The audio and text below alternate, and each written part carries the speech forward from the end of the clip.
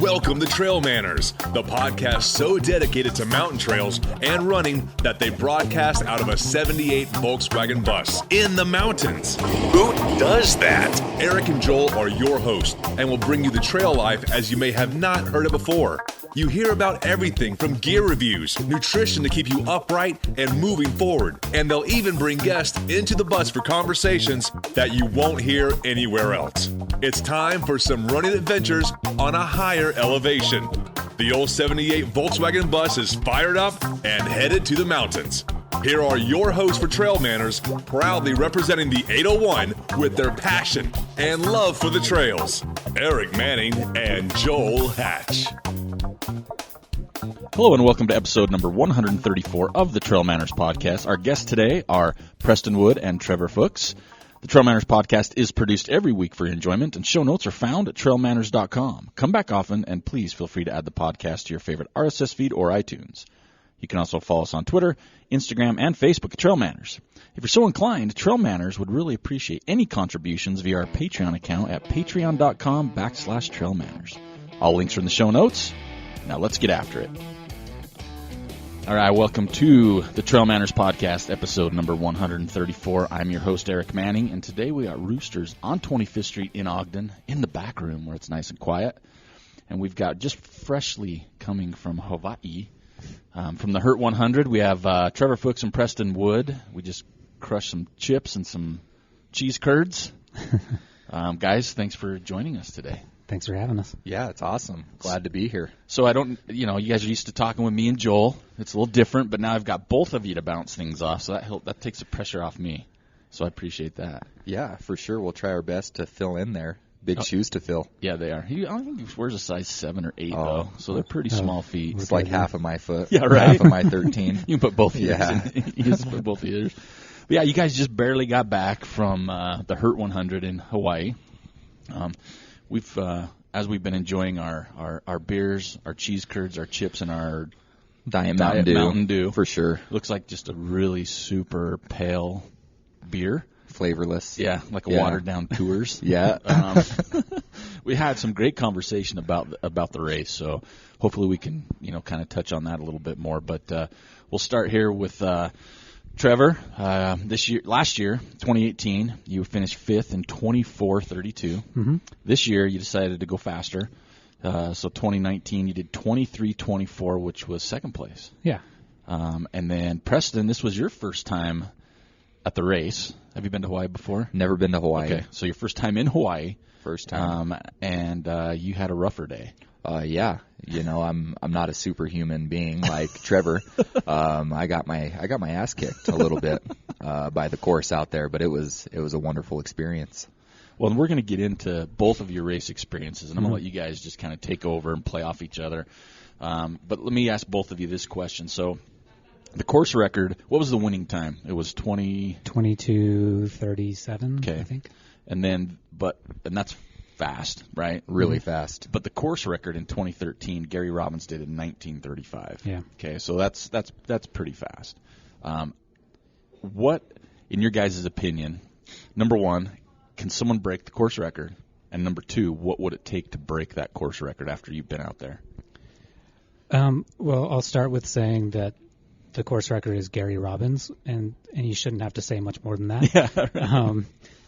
Dude is unreal, and from what I've been told, the trails he runs on every day in his backyard are basically the same thing. So he trains on essentially the Hurt course. What I've been told being out there is due to erosion and things like that time is going to be pretty challenging to beat, just because the depth of the roots and everything at this point is quite more than it was back in 2013. Gotcha. This year was uniquely special because we had, I want to say, 20 straight hours of off and on rain, but when it was raining, it was really raining. Yeah. And the course was just crazy muddy and gnarly and super fun, but definitely slower than it was last year for sure. So, do you, Trevor, think that the course record is doable?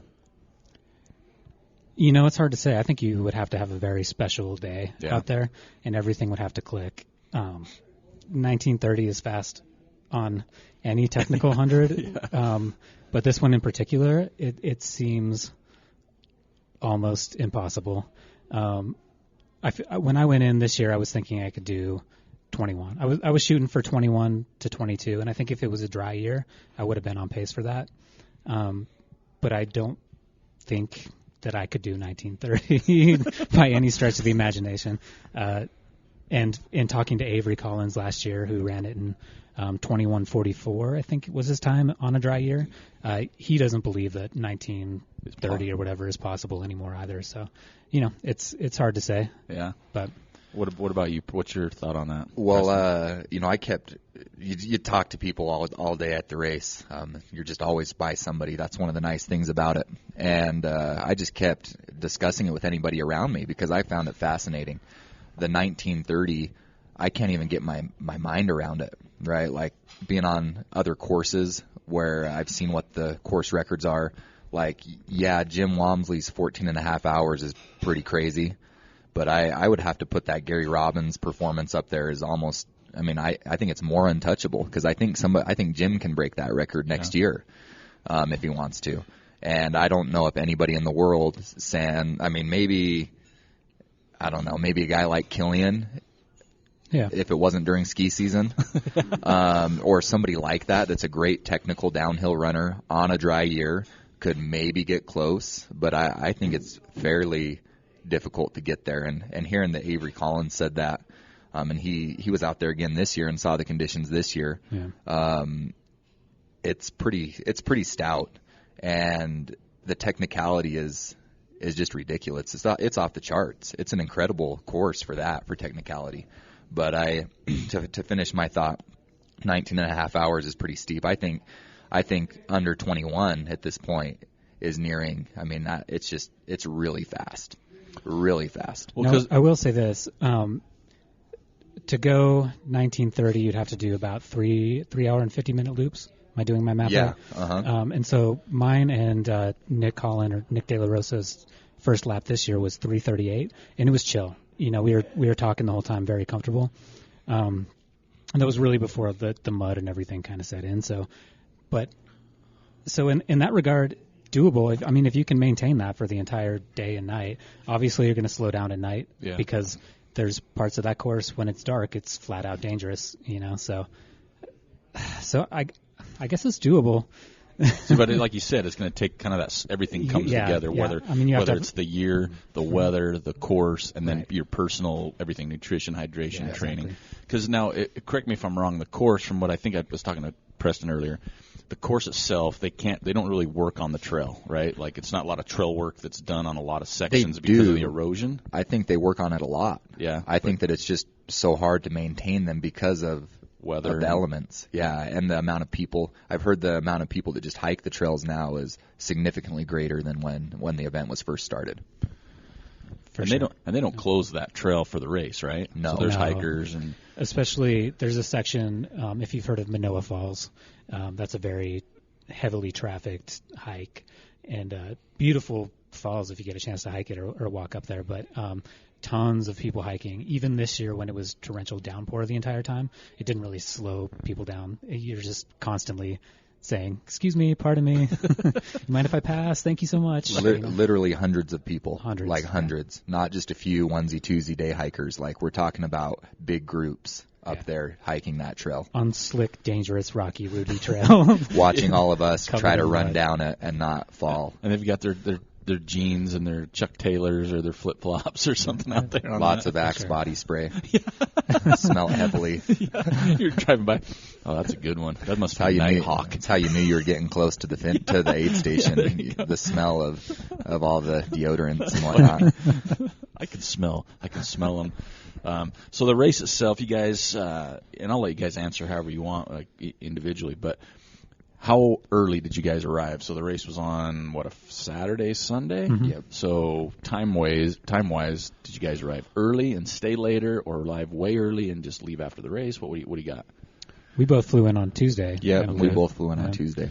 And I think that was a good deal because last year we came 2 days before the race, basically a day before the race, and then tried to stay a few days after. And I was just a total wreck afterwards, and so it wasn't much fun, trying to walking in sand with calves that are completely trashed is the worst thing you can do to yourself, I think.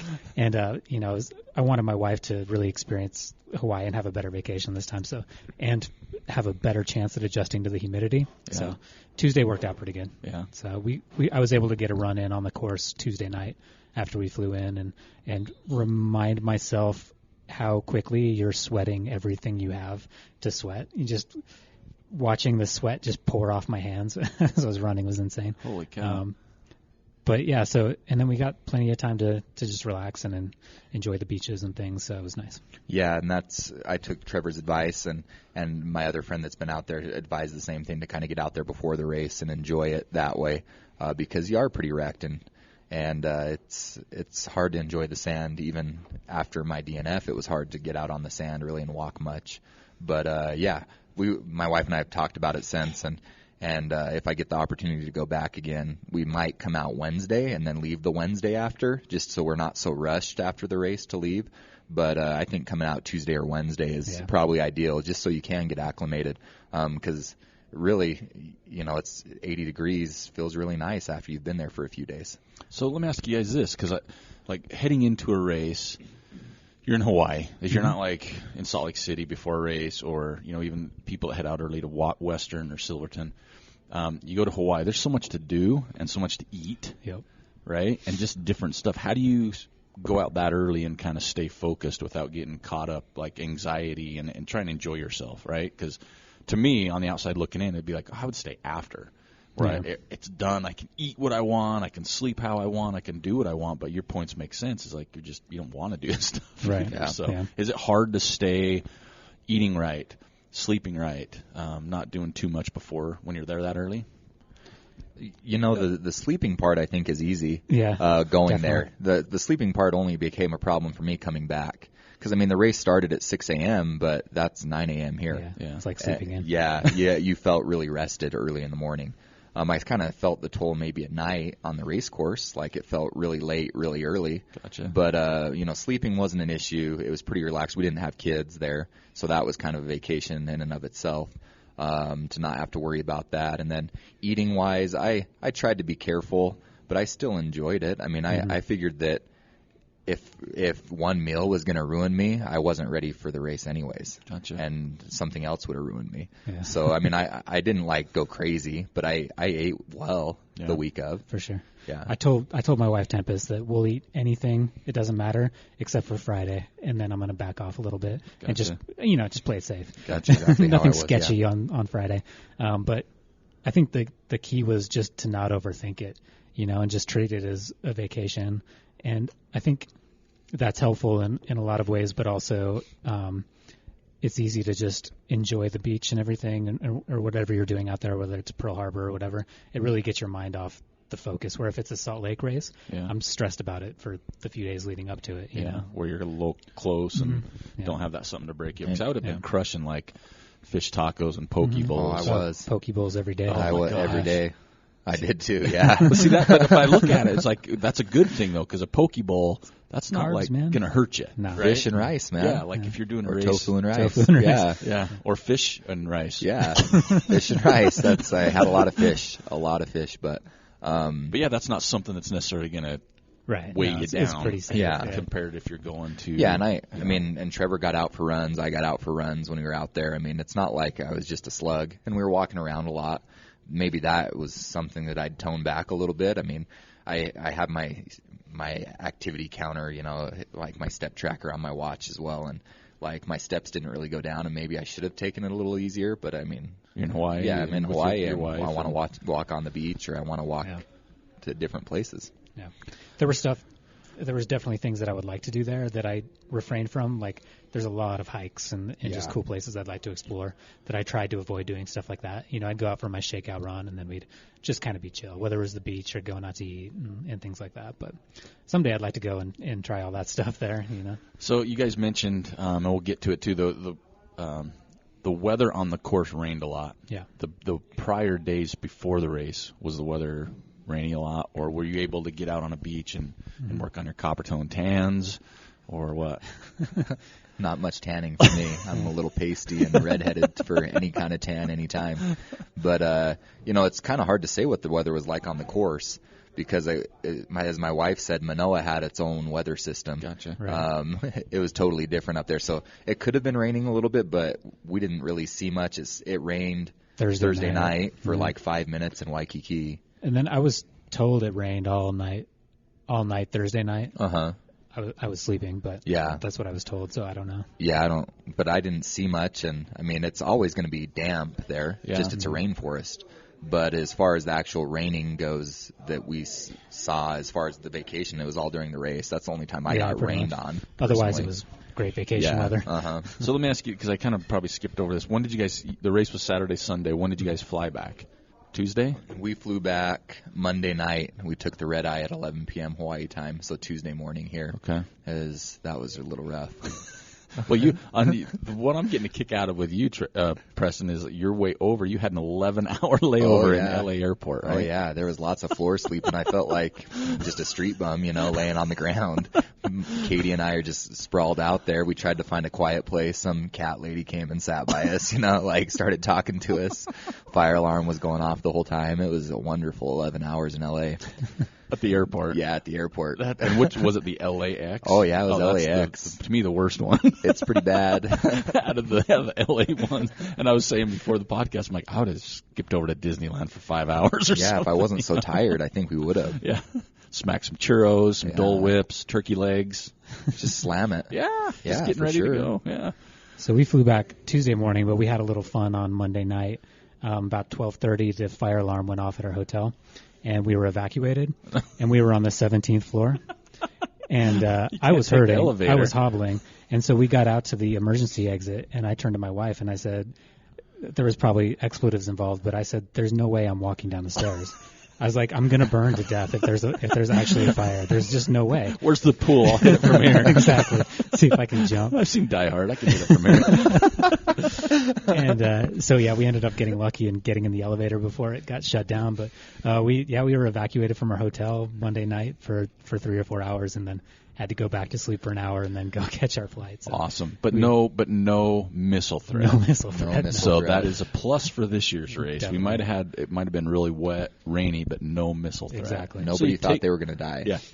Until you get the fire alarm. Yeah. You feel like until it. Right? your third lap in the middle of the night, and then you think you're going to trip off something and fall off something. This is a great segment. So I've heard that it would be fairly easy to absolutely just fall off the course off a cliff at some points on the course. Is that correct? Yeah. Mm-hmm. Yeah. So I mean, there's multiple signs on the course that say not only dangerous cliffs, be careful, but also the land breaks away all the time.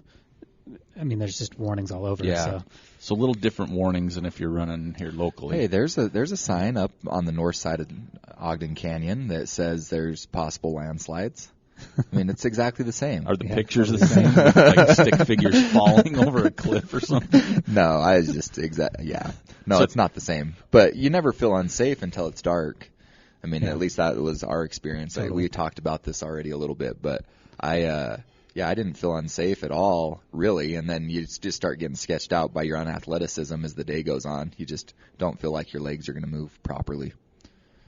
Because it could be at some point. I mean, I've seen pictures. Obviously, you guys are the pros, haven't been on the course, but I mean, you guys were saying earlier, there's really 200 yards of the course that are where you don't have to focus, right?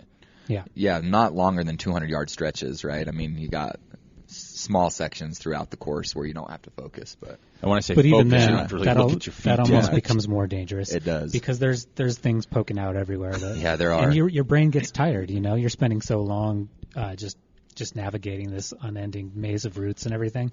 Your brain flat out gets tired. Very tired. So how's Hurt so different? You both have run 100-mile races. Mm-hmm. Western, Wasatch. Bear. Mm-hmm. How is Hurt so different from those? I mean, those are iconic, hard races. How's Hurt so different from those in your guys' eyes?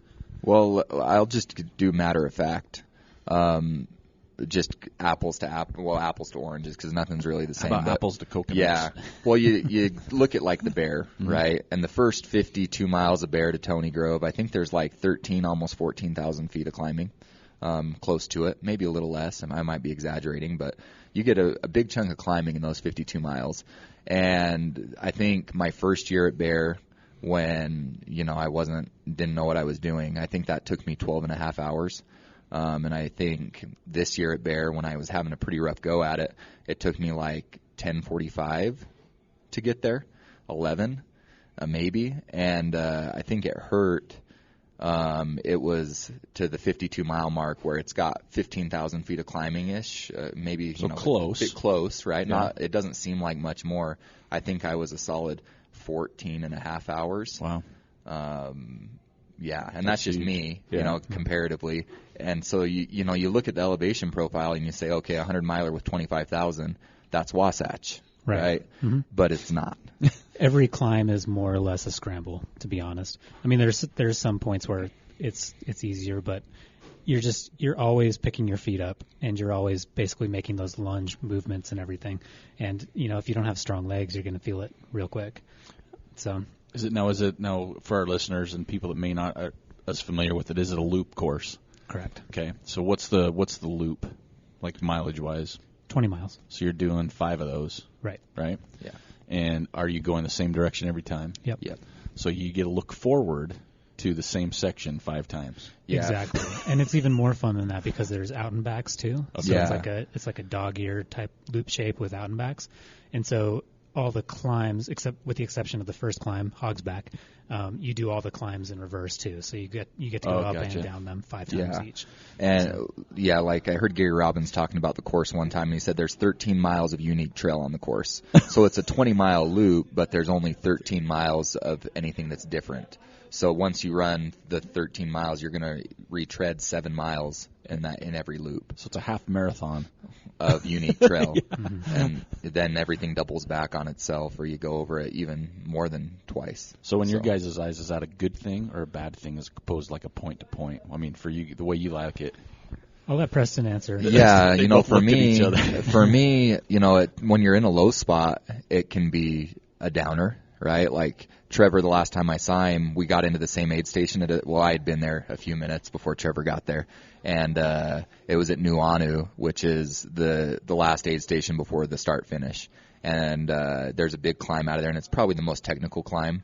And just me being in a low spot where I had been sick for a while, looking or thinking in my mind what I had to go up exactly, and knowing exactly I'd already been up it twice. It was very daunting to leave that aid station and just know Knowing that what's ahead. Yeah, and that climb in spots really is a scramble, and like you're climbing, so it was very intimidating. Yeah. I love it, man. He's saying with a great big smile on his face. I think I might be a bit more of a masochist than most people, but I love the mental challenge of that, of knowing exactly what you have, knowing exactly how much it's going to suck, and just grinding it out. And I mean, if I have any strength in these silly things, it's that I'm a grinder for sure. But I love it, and I think it's just a totally different. To a certain extent, it's kind of like doing the same race over and over again, year after year after year. You get a feeling you know what you're in for and everything, but you're just doing it 5 times in 1 year, and there's just something special and unique about it, you know. Can you strategize? I mean, Absolutely. You know what I mean? I mean, you've done it a year before, your first year, but I mean, every loop, can you kind of maybe pick a different line, or going up a climb, or strategize foot Definitely, placement or whatever? Does that work for both of you? Yeah, I think so. But I also think to a certain extent, as much as it's the same course over and over, it kind of changes each loop.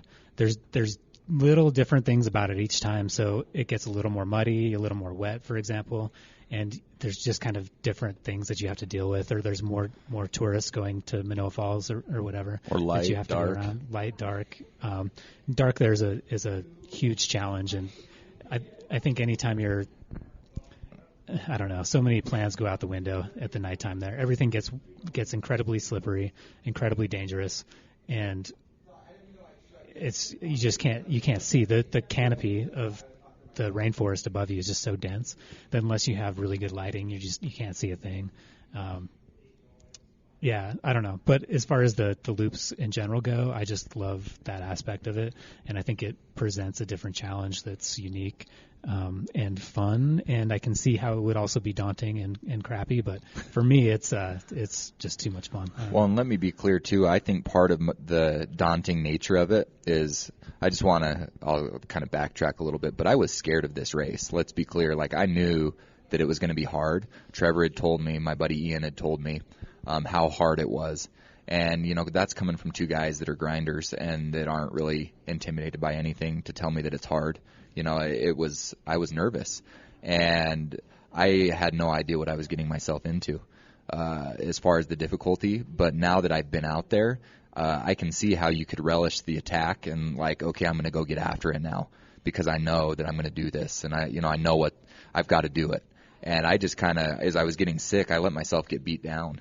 And that's what the course does. I think that's why the finisher rate is so low. And what did we decide? It was like 55% or somewhere in that area? 60 maybe? No. This year I think it was 53, 54%. Okay. Historically like 42 or 43. So it was kind of a positive year.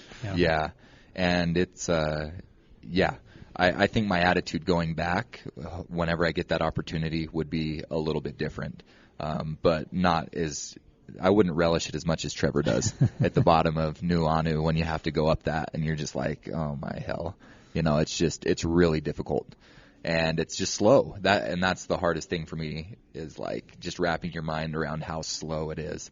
Trevor said his first loop was 3:38. Yeah. And mine was 5 hours. Wow. And that's not that slow of a first loop. It's kind of what I wanted. I wanted like between 4:45 and 5 hours.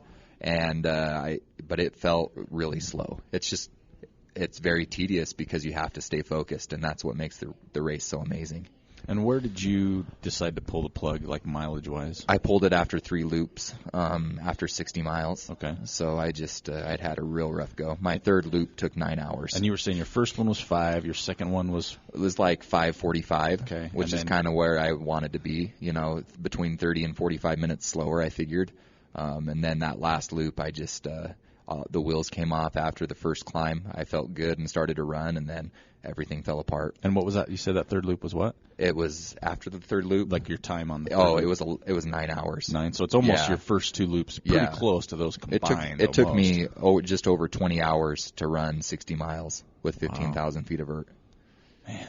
Yeah, it was the real deal. The people I was in the aid station with when I dropped were the majority of the last hour finishers. Like, that's who I was there with. It was the people that came in chasing cutoffs. Yeah, I was chasing cutoffs already at that point. Someplace that I've never been. I was going to say, you've never had to worry about something. Yeah, I've never been there, even when I was 235 pounds at Bear and didn't know what I was doing. I wasn't anywhere near a cutoff.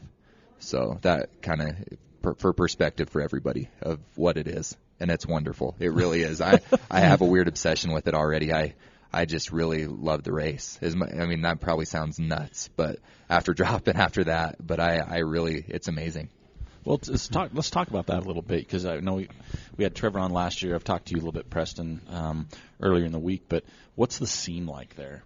You, like I said, Preston, you've done Western, and everybody looks at Western as literally the pinnacle of the U.S. trail running. Some will look at Hard Rock, some will look at Western. Those are kind of the two. Yeah. And Trevor, you've done, Wasatch and won that race multiple times. What's the scene?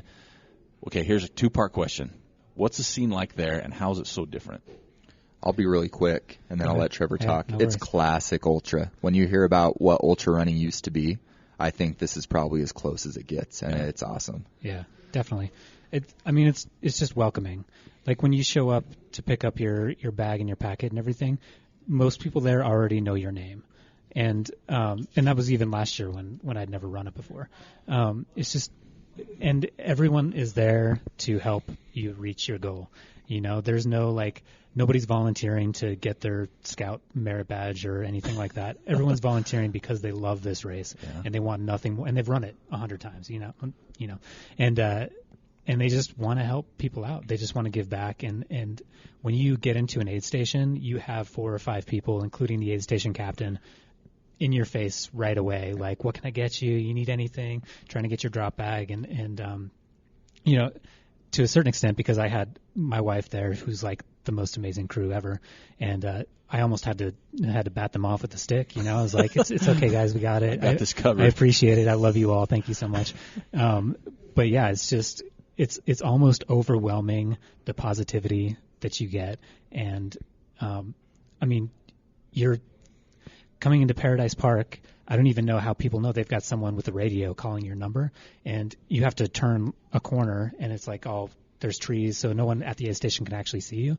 But before you get in there, people are cheering your name, And I'm not just talking the front runners. No, this is everybody. We're talking everybody in the race. This is me, the weird guy with the purple Utah Jazz hat on and the mustache. And I wanted to reiterate that because sometimes the leaders get better treatment, I think. Just because they're the first ones there. Yeah. And there's 10 people at the aid station ready to help. But every time I went to an aid station, there was 3 people asking me what I needed, asking me where my drop bag was. And then the same thing, my wife was there. She's amazing and helping me and had everything ready. But you almost feel bad telling these people that flew out to volunteer that you're okay. Like there was this guy, I think he's originally a local Hawaiian guy, but at Nuuanu when I was feeling really, really terrible, that he sat there with me and Katie, and he's like, let's try this. When I've been really bad here, like let's do this. Yeah. And it was incredible. Western States has wonderful volunteers. They take really good care of runners. They make you feel really important.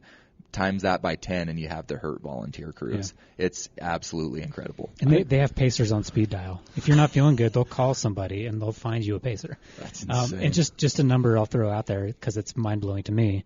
There's 130 to 135 runners, 400 volunteers at 3 aid stations. Jeez. And, that includes people course marking and everything like that, but 400 volunteers for 130 runners. So that's if that tells you anything. When I wanted to drop, everybody was doing everything they could to not have me drop. There was 2 or 3 people volunteering to pace me.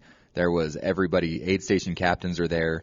Like, what do we have to do? Let's change your socks. Let's change your shoes. Let's get you out of here, because they want you to finish.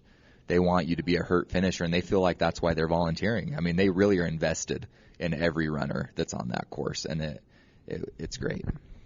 So Trevor, let me ask you real quick on your race. You finished second, and I was kind of watching from afar, obviously, and kind of looking at the leapfrog and the leader. Right. And first, a shout out because I'm a soccer dude. So Nate Jacqua, and we talked about it on single track session. I think that's pretty cool. But how was your race different this year? I mean, you cut basically an hour off, right? And the conditions were worse this year, definitely, condition wise. How did you cut an hour off, and how did it go up at the front? Because there was some leapfrogging and hopping and moving a little bit throughout the day. So I guess I'm going to get a monkey off my back here. I'm not super thrilled with the with the time and with the finish. I definitely went in wanting to go around 21 hours, 21 to 22, and I knew right away. So I started the race pretty quickly with Nick Holland. Most people know him as Nick De La Rosa. Yeah. Barkley finisher. Yeah, if anybody knows anything Nicodemus. about this guy, pretty much all you have to say is Barkley finisher. But you can go down his list of credentials, and they're insane. He's been running ultra since he was 18 or whatever. So, and we just kept a good pace and kept talking, and finished our first loop in 3:38. And as we started our second, he was having some issues. He'd had surgery, open heart surgery, last year in January, and had maybe a kidney stone or something like that. So he started falling behind, and I turned around and asked him if he was okay. And he said he was just cramping, no big deal. So I just kind of kept going and figured he'd catch up. But I realized at that point I was feeling really good, and so I was just cruising. And before long, I realized he had dropped off, and I was getting a little nervous because of the health scares that he'd had in the past. I was nervous something was going on. And it turned out that he was pretty lightheaded and having some just elevated heart rate and things that were scaring him, and he ended up dropping out on that first leg of the second lap. But I was feeling pretty good, and then the heat crept up and the humidity crept up, and I just felt like I was running a fever. My head was super hot, and I couldn't get anything to cool it down. We were shoving ice in my hat, and it just was burning up, and my heart rate was getting elevated. And this started around maybe the second climb, I guess, of the second lap. And so I just went into conservative mode. I was just kept grinding and just slowed my pace down a little bit and just made it through. The climbs were the worst just because my heart rate was up there, but just kept going. And I felt like that was eventually going to pay off in the end. And Masazumi caught me, and he was looking good. It was clear right away. So Masa's come in third at this race the last 2 years. Wow. And was coming into it. He's also a very strong runner. He came in second at Bear this year, and he's won like Zion 100 and stuff. So very strong runner. He just looked like he was going for it. Like course record was on his mind. He was gunning for the win, 100%. He was running up climbs that I feel like no one has any business running up. Wow. And that made me nervous that he'd feel that later. And I kind of wanted to say, hey man, it's a race, but just chill out a little bit, But you never, let everyone do their own thing. And he was just crushing. And I think at some point between those second and third laps, he might have put a close to 30-minute gap on me. At that point, I wasn't nervous about it because I was feeling good, definitely feeling like I was running a fever for some reason, and just being conservative, and I knew that would pay off. So once we started the fourth lap, it got dark, and I had a great light system and just knew the course, and was feeling comfortable. So I was able to start reeling them in a little bit. And I reeled in Masa by the last leg of the fifth lap, but Nate just ran a really patient, really strong race the entire time. I think on the first loop he was probably like 45 minutes back. He was back there for sure. Wow. And he just kept creeping up and just was super strong and ran a really smart race. So I think that I was too conservative in spots, and then I was too conservative at night as well, because it does get dangerous and scary for sure. And I at some point made the conscious decision that I was just going to make it home alive and not risk anything. But now in hindsight, I feel like I could have taken more risks and probably won. I was fit to win this race, and I was confident that I could win the race. And I will be totally honest that I went there to win the race. And so to come in second is awesome. Don't get me wrong, but I also still have regrets about it. But it'll just fuel the fire for the future. So, well, for Utah as well. I mean, we've had a cold spell right before you guys left too. Mm-hmm. I mean, we had like cold weather, chill. Yeah. It hasn't been ideal training for a race like this. Right. So, is there a place other than say over on the island, like Nate? And I don't know where Nate's even from, to be honest with you. Pacific Northwest. Okay, and that's where Matza is, right? And Correct. Nick Demas. Mm-hmm. It's all the Pacific Northwest. Do you think that is an advantage? I mean, it's wet, and I've been up there in Bellingham. The trails are rooty. I mean, I'm not saying they're hurt rooty, but it's similar, right? Yeah. I mean, the environment, they have canopies, they have trees. It's wet compared to, snow and 10 degrees and things like that. Is that, in your guys' eyes, an advantage at all, like having an opportunity to train that way, or is it just once you get there, it's all bets are off?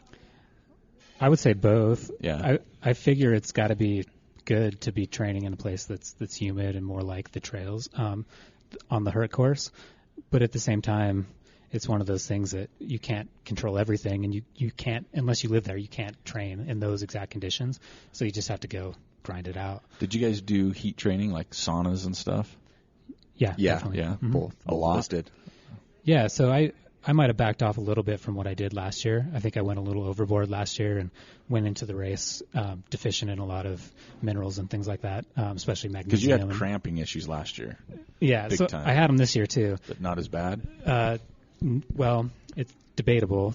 They started, and then I brought Hot Shot with me this time. I'd never used it before, and one sip of that shut the cramps up quick. What was it? Hot Shot. Hot Shot. All right.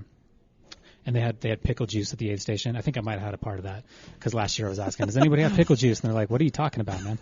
So you're the trendsetter. That's Weird weird. they didn't have it last year. Yeah, no. That's crazy. And Did you guys sauna together? We talked about it. Yeah. We joked about it when we didn't do it. That would have been an Instagram story. It would you have guys been doing great. lunges in the sauna room together.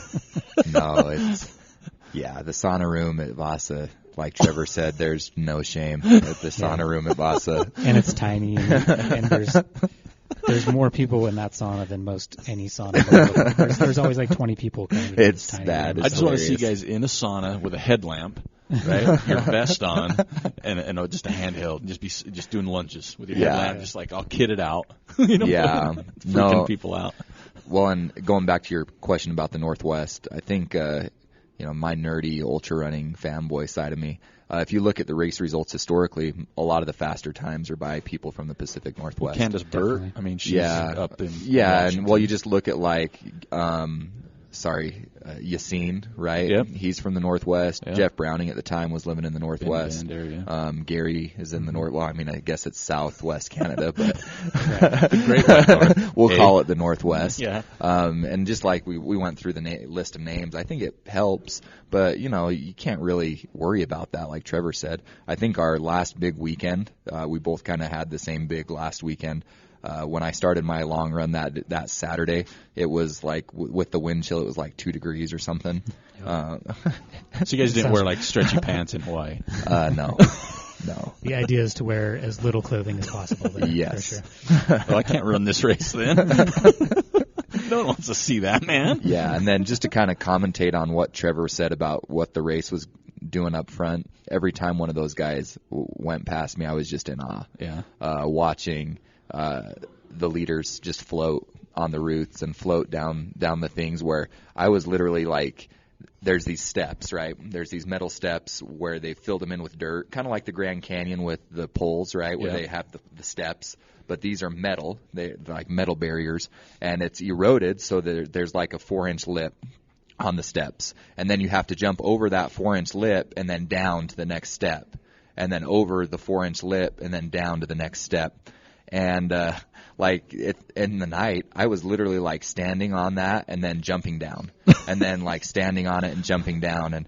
And when I saw Trevor on his 4th lap, and I was on my 3rd lap, coming out of Manoa Falls, just watching him go down that and watching Matsuzumi go down it and everybody, I was just like, I was in awe watching the leaders. It was it's like watching a different species, So let me ask you that. So you're in awe, but I've talked to people that have done loop courses. I've done them before. When people pass you, there's like 2 trains of thought. There's the in awe and there's the discouraging part. Yeah, it wasn't discouraging ever because everybody's so nice. Yeah, but I mean, just for yourself, like, I teased Trevor because he had bib number 27, and I called him Rudy Gobert. Rudy Gobert. So which is the Jazz Center for all those out there that where's are number 27.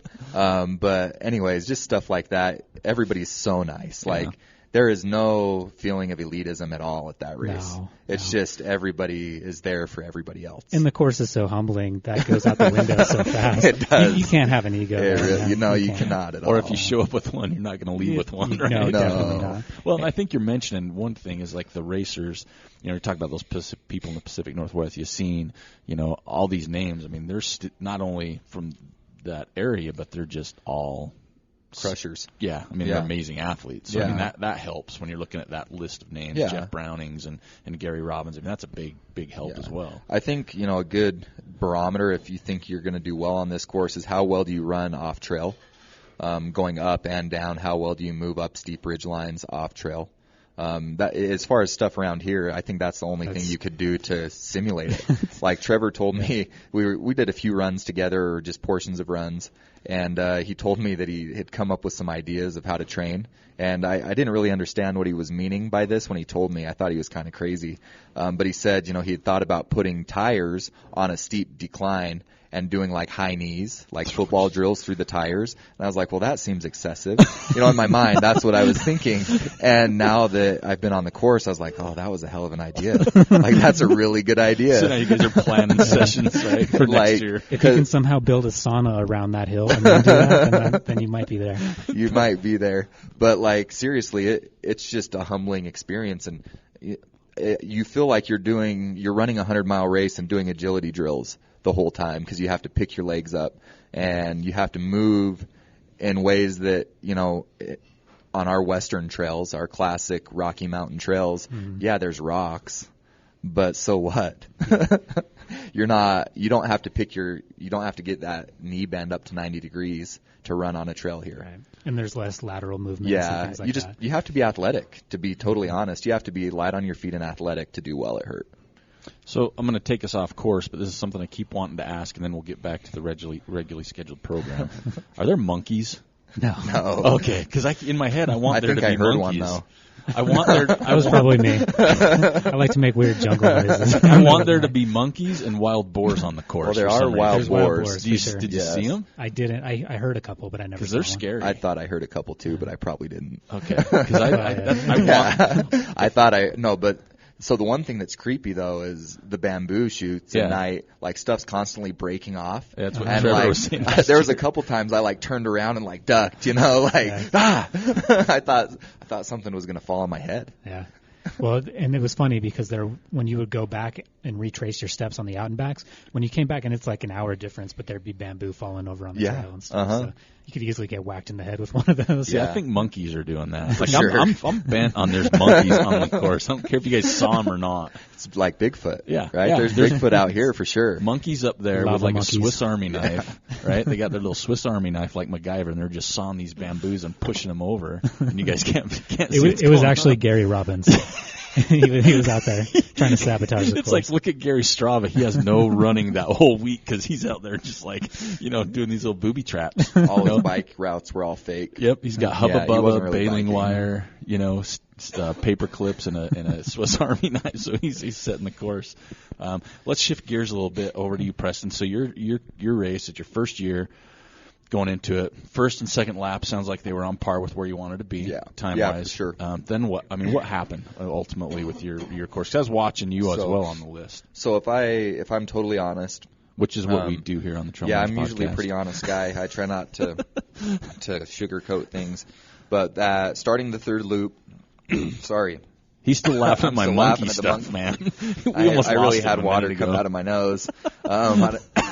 Sorry, guys. It's all right. I'm not editing any of this. Good. It doesn't need to be edited. So anyways, start of the third loop, you go up Hogsback, and that climb, I mean, it's Awesome. It's a good climb. No, it is. It's a good climb. And I never felt discouraged going up that climb at all.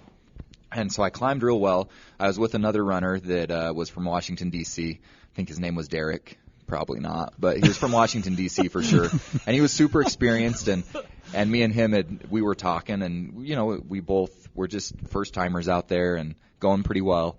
And we get to the road. And I joked about, because there's a barrier, a road barrier, like what do you call it?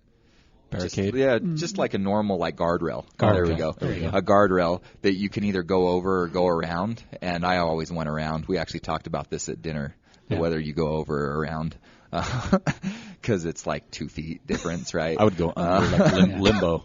And so we started, right there. You hit the road, and I ran, because I felt really good, and my nutrition had been good at this point. Everything was feeling good.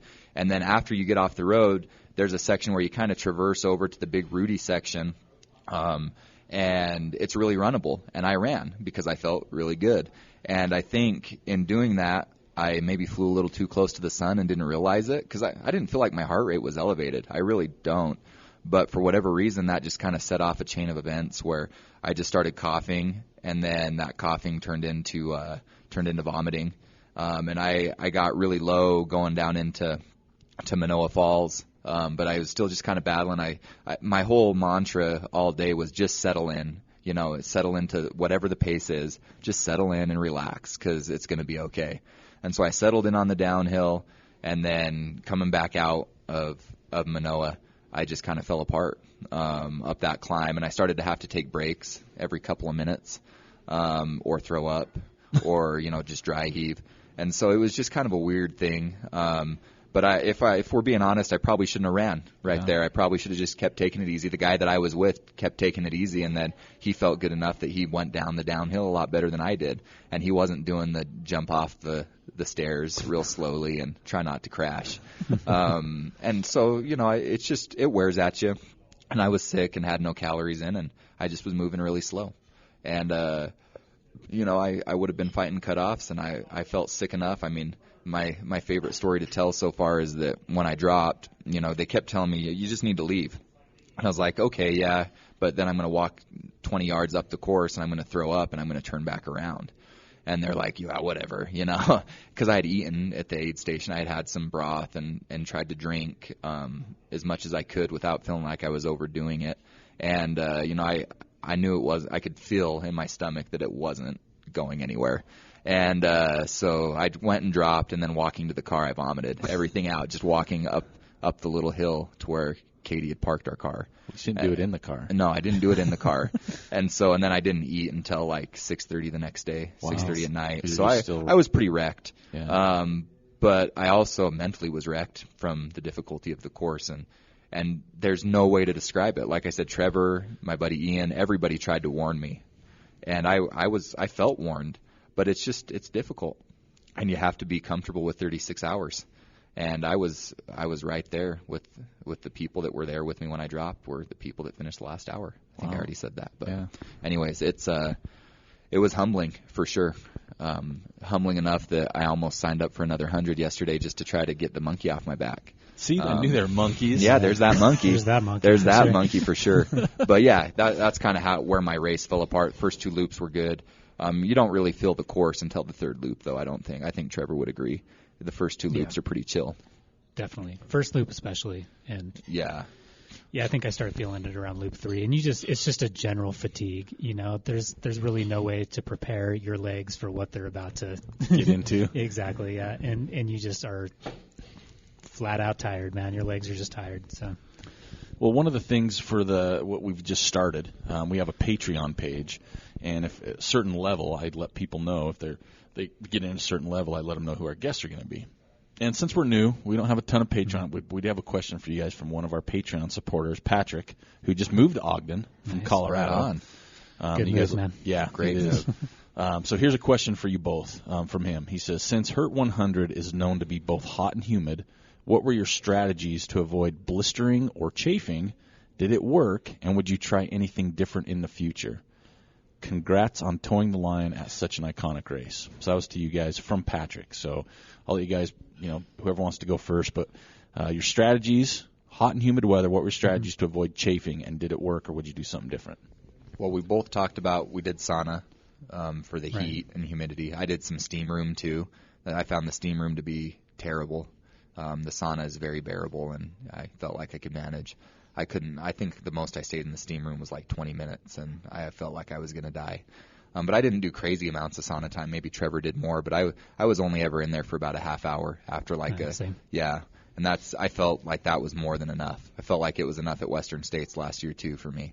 And then as far as my feet go, this is really going to make some people angry. I thought it would change this race, that I would actually have foot problems, but I've never had foot problems, even this race. I wore my same regular socks. They're not a special brand. They're the brand that Trevor wore last year. I read in his race report I wore Features. I wore Feature socks. Yeah, so I wore Feature socks, and I had 0 foot problems. What about for chafing, the crotch area, the nipple, the armpits, where the goods are? I'll give a shout out to the compression shorts that I wore. It's kind of a funny compression short brand name. They're called Saxx. SAXX. I wear their stuff. They're great. I wore Saxx, and I lubed up with squirrel's nut butter, and I had 0 chafing problem. Because real quick, I'm going to get off before Trevor. Did you guys see Candace Burt's chafing? Yes. We sat at dinner with her on Monday night. Yeah. I looked at that picture 7 times and kept rotating. At first, I couldn't figure out where it was. Right? I'm like, is that her knee or ankle? Because she's, it was pretty gnarly. Slim build, but my God, man. What about you, Trevor? Chafing and blistering? Same thing. So I don't really chafe, and this might upset people too, but I don't really chafe that much. And the only time I've ever had foot issues was last year at Hurt, and my foot issues wasn't blisters so much. It was that my socks were holding so much moisture that it was causing the insoles of my shoes to slip. So this year I used Dry Max socks, and that fixed the problem right away. And I had no blisters whatsoever, not a single one. That's insane. My toes are trashed. You don't have any toenails, but you got no blisters. That's not a humidity thing. That's a kicking roots all day thing. And then, squirrel's nut butter is the best stuff out there, obviously. Would you guys change anything than what you did this year? No. Cool. No? Yeah, no. I felt really prepared. I was worried about the chafing. I've heard horror stories about people feeling like they're going to lose body parts. Well, because it was rainy. Yeah, and that adds to it. Oh, you were literally soaked wet from the head whole to time. toe. Did you guys from the start to finish? Did you guys squirrel's nut butter at every loop? I did one other time when I felt like maybe it was warming up a little between my legs, and but that was the only time. Yeah, I applied at 4:30 in the morning at the hotel and never had to reapply. Yeah. Dang. Yeah. I love SNB. Yeah. And I get to be one of their ambassadors this year. They say, Awesome, which is cool for me. Yeah. So I've always used it. I use their stuff just for fun. I can have some on right now. Yeah. I knew I was coming to eat some cheese curds, so I'm like, I'm going to throw some on. I have the Happy Toes all over my feet right now. Oh, That's been a so lifesaver. good. So I would say no blisters or anything like that on my feet. But coming back to Utah, it's like the moisture got sucked out of them immediately, and they just started Dry. cracking. So Yeah, that Happy Toes is awesome. It's great. Oh, I Great love stuff. that stuff. I put it on my salads. It's pretty good. Just adds that It's minty flavor. very floral and minty. So I know there's a lot of people listening. We're going to have Preston to spit more water. I know a lot of people are listening out there. What advice would you give to somebody like myself? Like, I seriously want to run hurt. And when I talk to you guys, it makes me want to do it now, right? Right. What advice would you have people that get in, right? So I'm not saying that want to get in. Say, hey, I've got into the race, never been there before, never been on the course. What kind of just advice would you give to those people? You can go ahead. Okay. Yeah. So obviously I DNF'd, and I really want to go back and run it again, like really badly. So obviously that says how special it is. So if you were thinking about doing this race, find a way to do it, first of all. And then as far as how you approach it, just know that you've never done anything like it. Until you've done a couple loops, you've never done anything like it, period. And I don't know if there's a way to prepare. You just have to prepare like you're preparing for a tough ultra and hope that mentally you can get over the fact that it's going to be harder than you thought it was. Yeah. To add on that, I would say hill repeats would be the way to go to get your vert. True. Here I utilized Malin's, which is kind of the classic, but it's perfect because it's around 2,000 feet of climbing.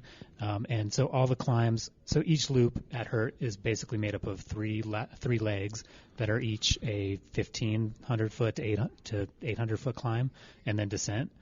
And so you're basically doing hill repeats at All the day. race. Yeah. And so if you can train like that and just get your legs used to that constant up and down, I think that helps for sure. That's going to eliminate some of the fatigue and get those quads firing and everything. And to piggyback on what Preston said, don't have too many expectations. Just go into it and get humbled and enjoy the hell out of the experience, because you're gonna. Every ounce of ego that you have is going to go away in that second loop. Very quickly. And then it's going to be shattered by loop 5. Yeah. And you're going to be, when you cross that finish line, you are going to be a different person, 100%.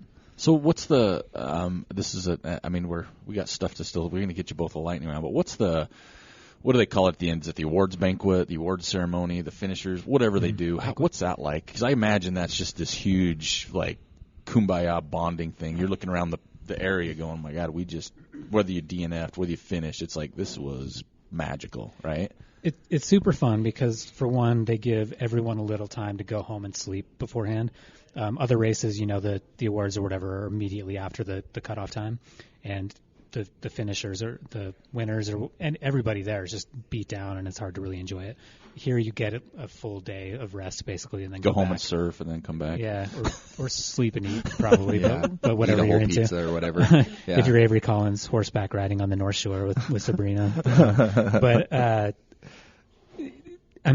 so it's funny because the race directors have been doing it for a long time, and they have a lot of stories and a lot of things to talk about, and some of it's pretty drawn out, and it almost becomes comical in that sense, especially with the gentleman who makes the awards, which, by the way, if you're looking for sweet awards, this is the race to do. For top 3 or for everybody? Top 3, male and female. I mean, obviously, everyone gets a bunch of great swag. The belt buckles and everything are great. But as far as the awards for the top 3, they're custom made, and they're different every year, and they're themed to something in Hawaii. So this year was poi board and pounder. And the thing is just beautiful. It has my finishing time engraved in it and everything. Wow. And the guy finished it like, I don't know, I think he said a half an hour before the he was still waiting for the acrylic to dry on top of it at the award ceremony. So and it had a blood moon on it because there was a blood moon that night. But they're just super cool. But he goes on very, very, very long stories about how he came up with the idea.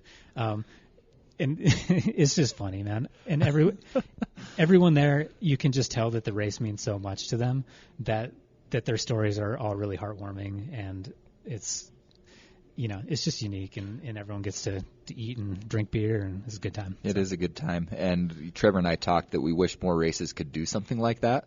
I think it's a unique situation with such few starters allowed. What do we say, like 130? 130. Okay. And they do it at a nice country club in Kailua. There on the island, and it's beautiful, and it's a wonderful event, and you really feel like you're part of the Ohana, you're part of the family. And the stories are great. I mean, my favorite part of the evening was just the hurt patrol coordinator. They have like a safety patrol out there just to make sure somebody doesn't need to get carried off the course. And they talked about all the injuries, broken ribs, broken foot, lacerated spleen.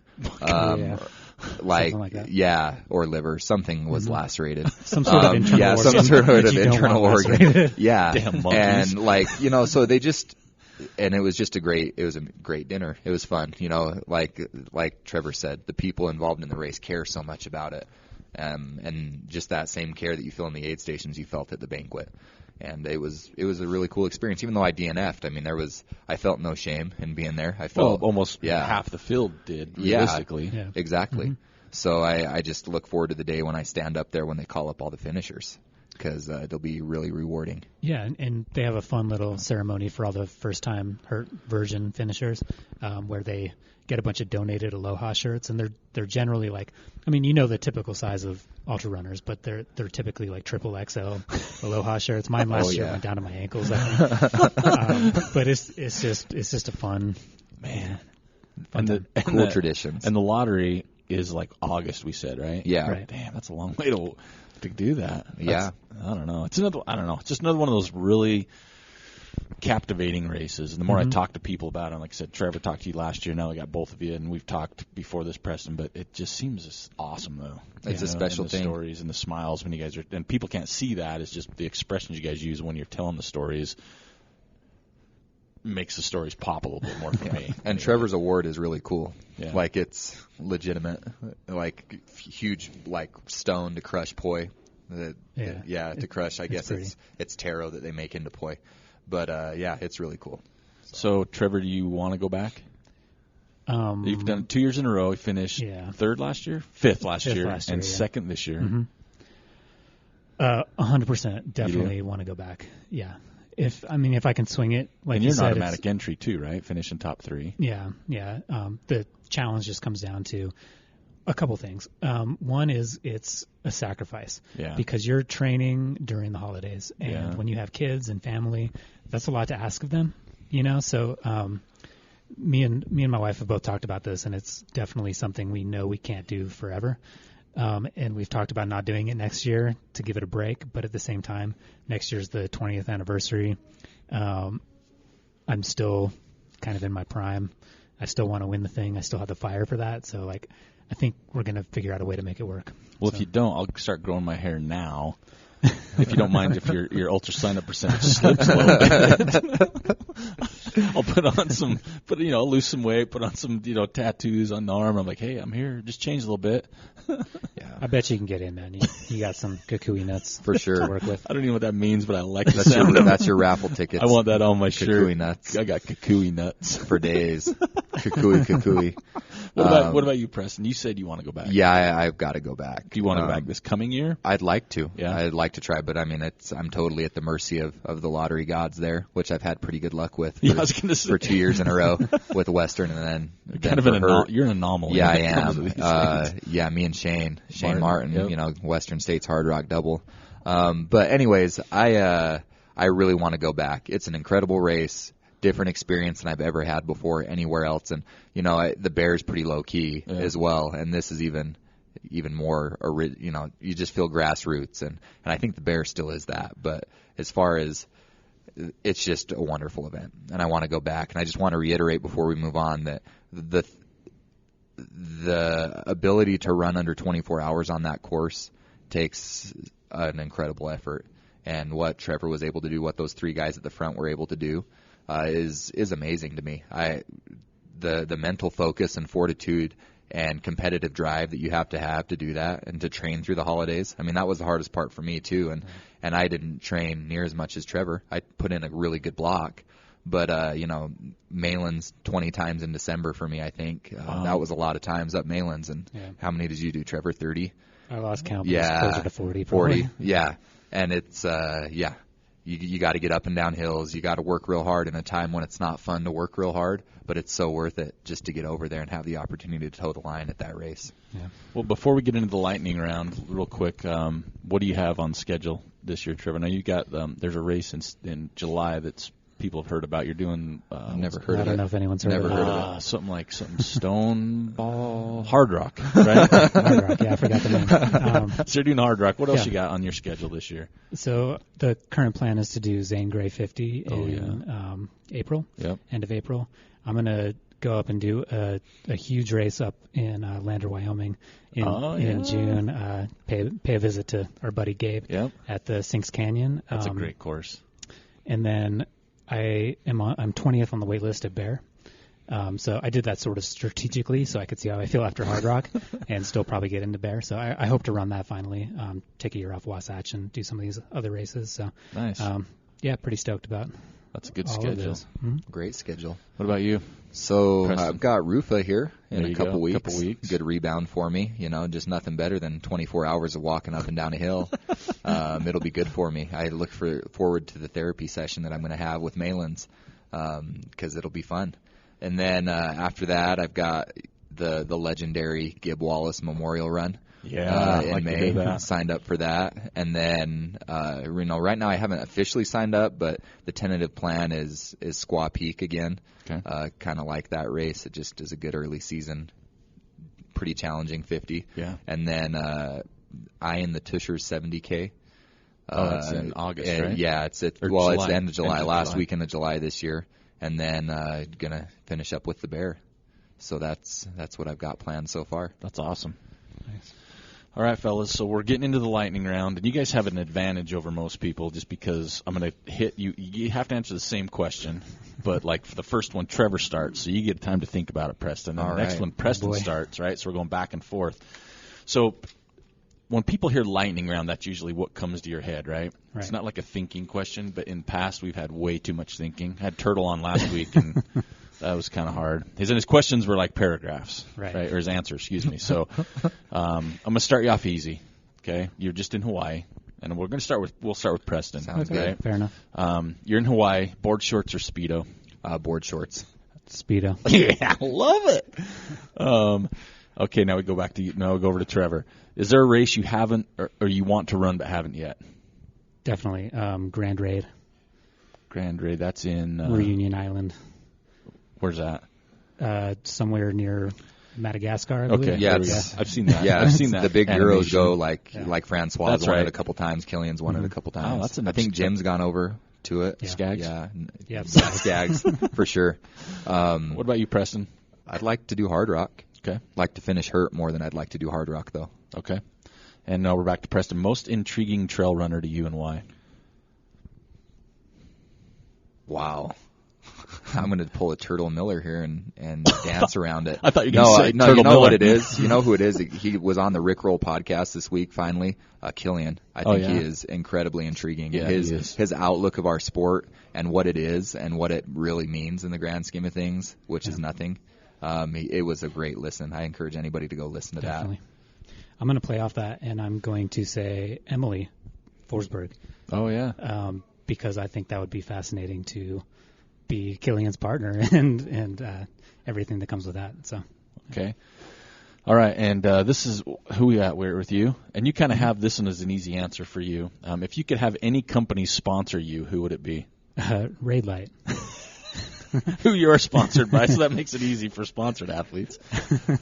Just to be totally honest, I've had a great experience with Raid Light, and their apparel is wonderful, their gear is amazing, everything's almost overly thought out, and I really appreciate all the support they've given me. So also ultra running would, so.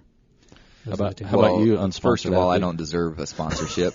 Never will. But if you could. But if I could, I would want Trevor to get some legit sponsorship attention because he's the real deal. He's an elite mountain runner, elite technical runner in my eyes. If I could, I'd say Hoka. For you? Yeah, for shoes. If I was picking a shoe sponsor, I'd say Hoka. I love wear the Hoka Speed shoes. Goat Yeah, too, I've been a Molly? diehard Speed Goat 2 guy. Okay. So as many people are, I think, but I'd say Speed Goat and maybe Solomon Apparel. I don't know. I don't know like if you Solomon could do Apparel. both. You Solomon couldn't. and Hoka, yeah. You couldn't. You I could just be a have to go. trendsetter. I totally, because I'm going to be the guy. All right, next up, now we're back to Preston. All right, so this came from one of our listeners, and I think this is awesome. So I ask a question every time, and we'll get to it. And I'm going to preface that. So the question I always ask people is, who is your Mount Rushmore of trail runners? So that's going to be the next question. However, the first question is that, and we're starting with you, who is actually on Mount Rushmore? Who is actually on Mount Rushmore? Teddy Roosevelt. Yep. Abraham Lincoln. Yep. George Washington. Yep. And I want to say FDR, but I don't think it is FDR. How about you, what do you think, Trevor? Oh, I got the first three. Now I'm struggling. You're right. Teddy Roosevelt's my favorite president, Yeah. by the way. So Teddy is right. 'Cause he had his Abe own is party. right. Washington is right. The third one, or the fourth one, sorry. The fourth one. Hold on. Let me think. I didn't know we were going to have history. I'm Right? I'm a history nerd, actually, but now I'm embarrassed that I don't know who the fourth person is. Let me think about it real quick. First, Thomas Jefferson. Good. Nailed Okay. it. Good. Sorry. Took me a second there, guys. That's all right. That's pretty good because someone emailed and I says, just appreciate Preston bailing me out there. Trevor's over there going, Can I get another beer? Okay, so we'll go back to the original question. Who is, it's Trevor's turn. Who is your Mount Rushmore, your 4 people on your trail running Mount Rushmore? Yikes. Can we put Gordy on there? Oh, absolutely. Anybody you want. Scott Jurek, Okay. Ann Trayson, Okay. and I don't know. That's a hard question. It is, hard right? That's why we question. do them here. Very hard question. So I think the most no-brain answer, I think, is Ann Trayson. Yeah. I mean, I really think that's a no-brainer. And then as far as the other guys, or gals, You got 3 more.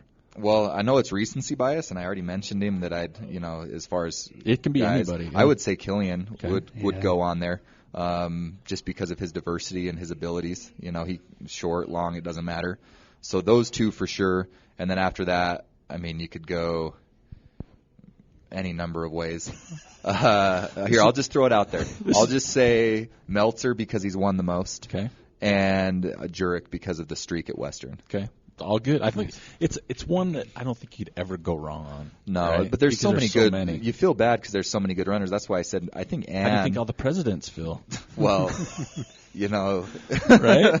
How do you think they all feel? They're like, dude, you took 4? They're all dead. Yeah, I don't know. I think Ann's the most no-brainer answer though Yeah. on that on the Mount Rushmore. All right, now we're back to Preston. Would you rather have a course record or FKT? Well, neither is realistic at all for me. These are I could all make up an hypotheticals. FKT, just do set the FKT for 8 trips up Ben Lomond and back or something. Okay, so Just make it ridiculously you would rather long. have an FKT? No, than I'd a rather course? have a course record. You would? I think that's more. I mean, I think having a course record on an established course is much more legit than an FKT. Okay. Not that FKTs aren't legit. Like Jim's Grand Canyon FKT, super big Jim time. Skaggs? Yeah, Jim Skaggs. Again. Yeah, again. Every time you say Jim, that's who I think his about. 5 hours and 45 minutes. Jim did it for sure, right?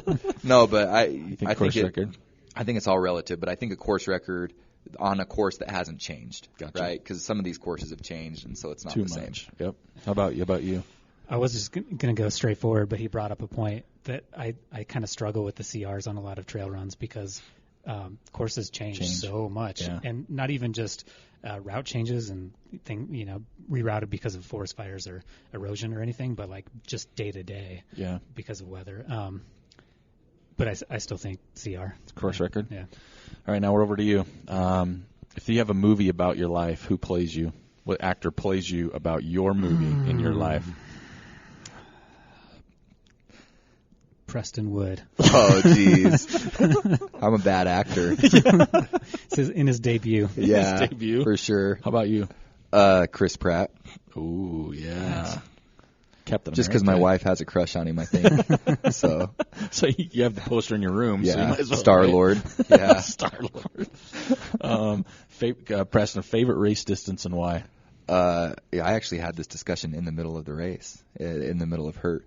I've never run 100K. A lot of people say 100K. So I got to say what I've run, a 50 mile. I love, it's a long day in the mountains still with aid. You're doing what you love with total support, and you're done before it's dark. Okay. Most times. Yeah. How about you? 100 mile. Yeah? It's because you're a I like grinder. 50Ks too because I like to challenge myself and get out of my comfort zone and run faster than I'm used to, but I like to just grind, man, and just embrace the pain. That's a tough one. Trevor, what's your favorite part of trail running? Oh, definitely the people. Yeah. For sure. Trail running in general, I don't usually do with people, I guess, so it's just getting out and enjoying nature and just having that alone time and those experiences. But as far as racing goes, it's definitely the people, 100%. Say the question again, sorry. I got lost in Trevor's eyes. It happens. Favorite part of trail running? Favorite part of trail running is the training, Yeah. and the people. I mean, obviously these events are wonderful, and people talk about trail running getting overrun and there's too many people. But when you go to a 100-mile race, you see about the same 30 or 40 people almost every 100-miler because it's just hard, and so it's good to build those relationships. But there's nothing for me like a summer night at 9 o'clock on the BST or somewhere here local when you're all alone and it's dark and you're sweating and. Like that's why I do it. I love that. I just love being out there alone and sweating and feeling like I can just zone out and not worry about work or whatever is bothering me that day. All right, so this one's going to be next one's tricky because you're both veterans of the podcast. So besides being on the Trail Manners podcast, what's the next best thing that's come from trail running for each of you? We're starting with Preston this time. I think just a healthier lifestyle, lifelong pursuit that I feel like it's going to be lifelong of just bettering myself. And I think that's just a wonderful blessing of the sport. You're just always trying to be better. Gotcha. And I think that's a good habit to have. I'm basically reiterating my last answer, but I've just met some of my best friends from the sport. So, and every race I meet somebody new that if I spend 20 miles running with them, like Nick this year, it's like, we become lifelong friends and keep in touch forever. So.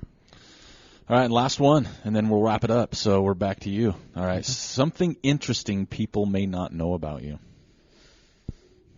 Oh, man. Something interesting. Random trivia. Random trivia. I was not prepared to answer anything like this.